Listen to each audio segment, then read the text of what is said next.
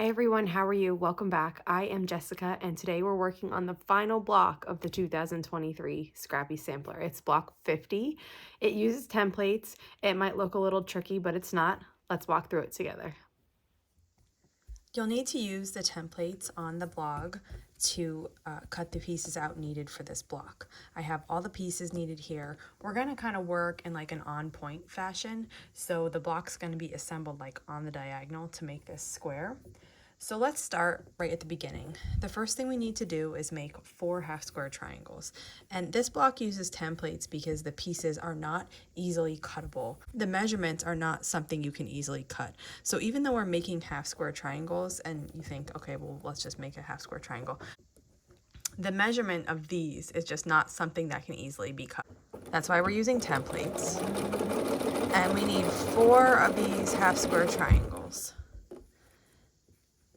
So I'm using, you'll have to refer to the pattern for the exact pieces. You can refer to the pattern for the exact letters of the template pieces so you know what goes together. But right here, I'm using the template A piece to make half square triangles.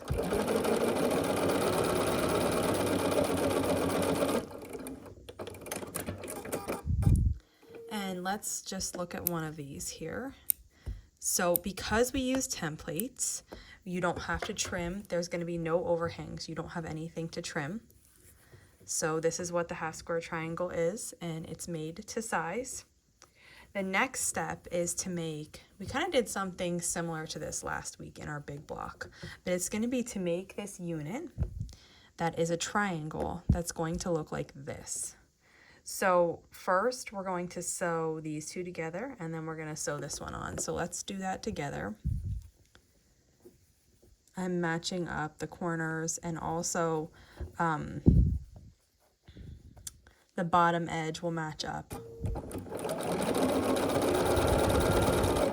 So there we did that. We're going to cut the thread.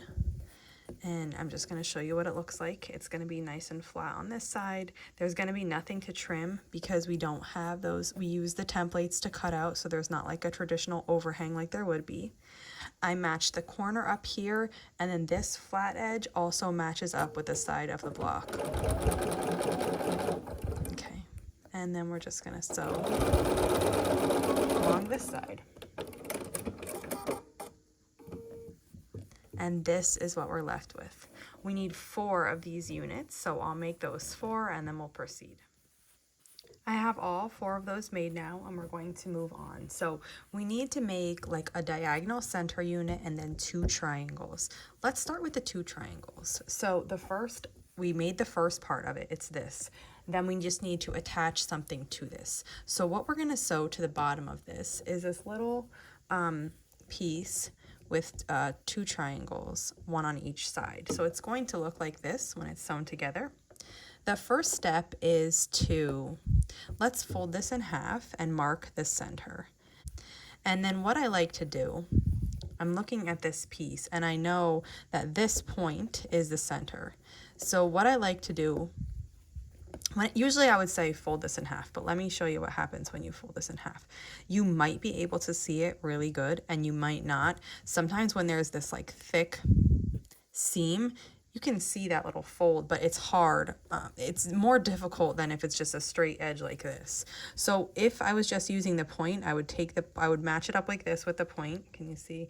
And I would just gently shift it down. So if you're able to see the crease that you maybe just folded, you can do it that way, or you can just match it up kind of at the point, match the crease of the red with the point of the blue, and then just like slide it down a little bit, and that should give you right in the center. So this is what we're left with now. And then the final step here is to sew these triangles on at each end. So what I would do is match up the bottom corner here. This flat edge is matching up on the top, and then we'll just sew this together. Okay, so that one's sewn on, and when I open that, everything here is in line and it looks nice. We just need to add this other one. So to do that, for me, just to make it easier, I'm going to turn it upside down and match it along the side here. So with 1/4 inch, and then cut it. And this is a corner unit. So we need exactly 2 of these. You'll make another one. Now let me show you how to make the center unit. So for the center unit, we're going to use the thick white piece, and we're going to use, let's see, 2 large triangles and 2 small triangles. So first we're going to sew the large ones on. I'm going to fold it in half and mark the center. Then I'm going to do the same thing to my long piece. And on the long piece, I'm going to mark both sides because we need both sides creased. We're going to attach 1 triangle to each side. So the easiest way is to just mark it now. And so I have a fold there, and I'm going to match the fold of the pink up with the fold of the white piece. And also, like, I do that just to show you the right way, but it's kind of not necessary here with our notches. You can see that this notch here is exactly in line with the fabric. So if you didn't want to fold it there and you just wanted to lay the piece out and match up end to end, you can certainly do that. I'll show you that on the other piece. Now, even though I folded that center piece and I made creases on both sides, we don't have to use it, so it's fine. So if I didn't want to crease this pink one, just because you don't really need to here, you just match up one side, come down, and you make sure the other side is matching. And if they are both matching, then you're good to go. You can just sew right across because you know that your pink piece is centered on the white piece.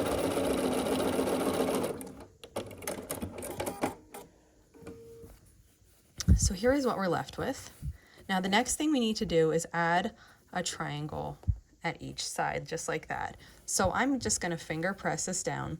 This triangle is going to go on here, and what's going to happen is this edge of this triangle is going to match with your pink just like it does down here. So there's no need to make any creases there either. It just goes. Obviously though, you could if you wanted to. If you were feeling like you couldn't see the edge good, you could definitely do that. And then you're left with this little triangle sewn on. Now we have to do this other side, which is going to be the same thing.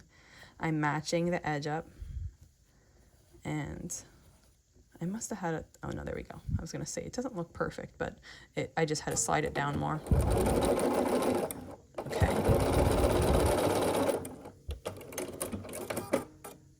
So now this is a square here, and we have this piece and this white piece in the middle. Then what we need to do is we need to add a red strip to each side of this center, just like that.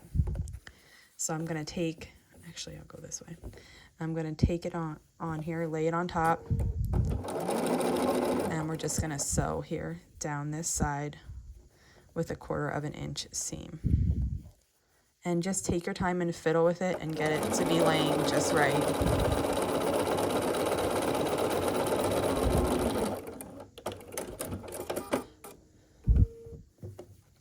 So that side is sewn on, and we're going to do this other side now too. So I'm just going to repeat the process and just lay this on top.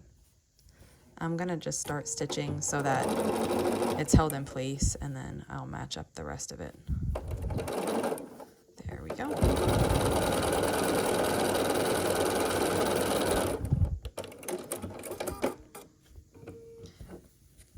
And there we go. And now to complete this middle section, we need to add 1 of those triangle units that we made to each side where the red where the red already is. So it's going to be 1 piece on each side like this. Now let me just see.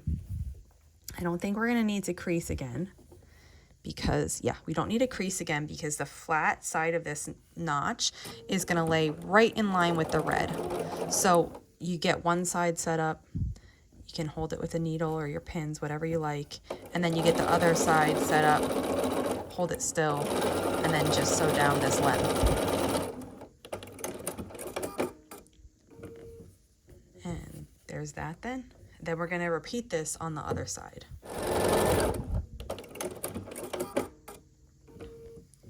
Perfect. So this is our center.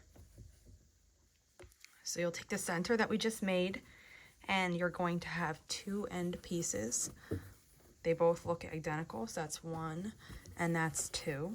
And then what they're going to do is go on each side of the center. And when this is sewn together, we're going to be left with a square block. So let's start this together. I'm matching up the flat edge of the triangle with the edge of the block. And I'm going to start sewing and pause for just a minute then to line up the rest of it. If you wanted to fold and mark the center here, you could do that, or you could just use the notching and the templates. That's up to you. And we're just going to sew across.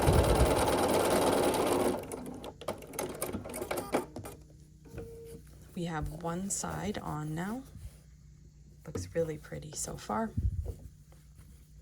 And one side left to go. So same thing, I am going to sew on here, and I'm going to pause and adjust the whole thing. And when I have it ready, I'm going to sew with 1/4 inch down this seam.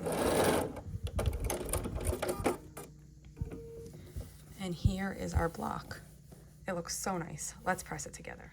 So I have flipped the block over to the back, and we're going to start on each triangle. So I'm going to start here at this one, and I'm just going to press it right up to this seam, but not on that seam. And when that all is pressed, I'm going to flip it around the other way and do the same thing on this other side. Then I'm going to start working my way back. So I'm going to go across the middle. Now this middle is pretty wide, so I know that my iron can fit down this middle without bothering each of these like main seams here. So I'm going to go halfway, then I'm going to turn it around. And the reason why I do that is I have more control over the iron when it's like right in front of me. When I'm kind of pushing away and I can't see above it, it's harder to see exactly what you're doing. So I like to stop halfway. Now I'm going to flip it to the front and close this side. And then gently flip this open and press it.